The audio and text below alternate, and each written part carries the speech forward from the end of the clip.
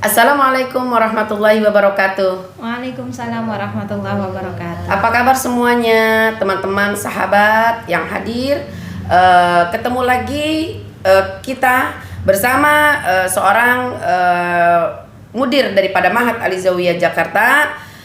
Pada saat ini kita bertemu lagi dalam podcast Ilmu Waris. Apa kabar Ustazah? Alhamdulillah Ustazah. Beliau adalah Ustazah kami ya dari Mahat Alizawiyah, mudir kami yaitu Al-Mukarramah wal Muhtaramah Ibunda Dr. Hajah Badra Uyuni MA. Baik, kita bertemu lagi di podcast Ilmu Mawaris yang sekarang kita kembali pada beliau nih. Kita mau bertanya dulu seputar tentang ilmu mawaris. Ustazah, apa kabarnya? Alhamdulillah, Umi sehat ya Umi? Alhamdulillah sehat. Begini Ustazah, ya. Saya ingin bertanya tentang ilmu mawaris ini. Ada satu kisah seorang paman yang menguasai harta daripada anak-anak yatim, yang pamannya itu beradik kakak, dan anak yatim itu ponakannya ya jatuhnya. Ponakannya itu punya ibu satu, kemudian anaknya itu ada 3. Nah, yang pertama itu kan laki-laki, yang 2 perempuan. Lalu setelah kakak dari pamannya ini meninggal, lalu harta si kakaknya itu dikuasai oleh pamannya, dan sampai saat ini anaknya tidak dapat jatah dari harta tersebut. Itu bagaimana ya penyelesaiannya Ustazah? Mohon pencerahannya. Baik. Ketika kita lagi ngomongin waris, kita harus juga tahu kondisi, bukan siapa saja yang ditinggalkan, tapi kita tahu kondisi. Ketika seorang wafat itu, dia wafatnya pada usia berapa? Karena itu akan berpengaruh. Kalau misalnya dia udah tua, anak-anaknya sudah dewasa, kita lagi nggak ngomongin harta anak yatim ya, walaupun akhirnya anak itu statusnya yatim, tapi karena sudah dewasa, kan kewajiban untuk yatim yang seperti kita pahami itu berbeda. Tapi kalau kita ngomongin ini anak kecil, berarti harus ada yang menjadi walinya, ya kan? Nah, dalam hal ini yang Umi jelaskan tadi, ada seorang wafat di mana dia mempunyai adik, ya, dan dia punya ahli waris yaitu istri dan anak. Anaknya 1 laki-laki dan 2 orang anak perempuan. Iya. Maka kalau misalnya kita melihat apa yang terjadi pada masa Rasulullah SAW, ada seorang ibu mengadu kepada Rasulullah, ya Rasulullah, suamiku wafat di perang, ya, tetapi hartanya diambil oleh adiknya, oleh pamannya, keponakan, maksudnya paman anak-anakku. Apa yang harus aku lakukan? Sedangkan anak-anakku adalah anak perempuan. Lalu siapa yang jadi walinya lah? Lalu bagaimana dengan kehidupan kami selanjutnya? Itu kan sama kasusnya ya seperti ini. Hanya saja di sini ada anak laki-laki. Kalau ada anak laki-laki, maka paman ini termahjub, terhijab. Jadi dia terlarang untuk mendapatkan warisan. Dalam hal ini penghitungannya seperti ini. Ibu mendapatkan, dalam hal ini istri ya, istri dari si mayit mendapatkan 1/8. Kenapa? Karena dia punya keturunan.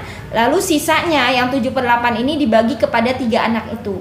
Nah, tapi kan di sini tadi pas saya tanya lagi, hartanya apa aja yang ditinggalkan? Kalau hartanya ada rumah, otomatis itu aman ya. Hartanya ada mobil, ada apa. Tapi kalau misalnya masih berupa aset, dan aset ini bukan sesuatu yang liquid. Liquid itu maksudnya mudah banget cair, ambil duit segala macam, kan enggak ya tadi ya diceritakan ya. Aset dalam bentuk perusahaan. Perusahaan yang dikerjakan waktu masih hidupnya berdua bersama adiknya, alias paman dari anak-anak yatim ini. Lalu bagaimana penyelesaiannya? Nah, aset ini selagi itu ada keuntungan, dalam artian keuntungannya harus yang keuntungan bersih ya, netonya bukan brutonya. Berarti kalau dalam hal ini memang ada biaya untuk pengelolaan, maka keluarkan dulu biayanya. Dalam hal ini paman, karena dia yang mengelola, mendapatkan hak lebih banyak. Nah, sisanya keuntungan itu yang dibagi 2 itu diberikan kepada ahli warisnya. Ya, jadi paman tidak hanya berkewajiban mengelola harta dari anak-anak yatim, tapi juga menjadi wali, menjadi kafil. Nah, ini yang sepertinya dalam kasus yang tadi Umi sebutkan itu tidak terjadi, atau saya kurang pemahaman dalam hal itu. Tapi kan gini, harta anak yatim itu tidak harus dikelola oleh pamannya. Ketika ibu dari si anak yatim ini alias istri dari si mayit mampu, kenapa tidak untuk dia yang mengelola? Nah, dalam hal ini dia tidak mengelola, dia ikhlas ya. Sepertinya udahlah biarkan mereka yang mengelola. Nah, keuntungan itu yang dibagi 2 itu harusnya kan diberikan, tapi ternyata tidak diberikan. Nah, apa Apa efeknya begini? Yang namanya warisan itu rezeki dari Allah. Pemberian dari orang tua yang kita nggak minta, orang tua juga misalnya pun nggak mau ngasih, tapi Allah yang menentukan. Nah, kalau misalnya pun banyak ya kasus gara-gara warisan orang jadi pada berantem, jadi pada bunuh-bunuhan macam-macam lah. Kalau tidak dapat, apakah kita boleh menuntut? Boleh, karena itu hak kita. Tapi kalau misalnya akhirnya menjadi putus silaturahim, jangan lakukan. Karena kalau kita dapat, alhamdulillah. Kalau kita misalnya akhirnya dizolimi, jadi nggak dapat, nggak apa-apa. Rizki Allah itu banyak sumbernya. Kira-kira seperti itu. Masya Allah. Baik, syukron kasiran Ustazah atas penjelasannya.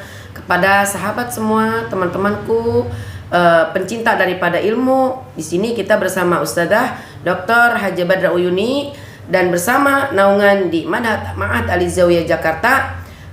Jangan lupa kita tetap memberikan ilmu yang terbaik, kita tetap menjadi mahasantri yang terbaik. Yuk kuliah di Ma'had Ali Zawiyah Jakarta bersama mudir dan juga para kiai kami yang berada di Ma'had Ali Zawiyah Jakarta. Insya Allah ilmunya bermanfaat. Kami akan kembali lagi pada podcast Ilmu Waris di sesi-sesi berikutnya. Terima kasih. Wassalamualaikum warahmatullahi wabarakatuh. Syukran kasiran Ustazah.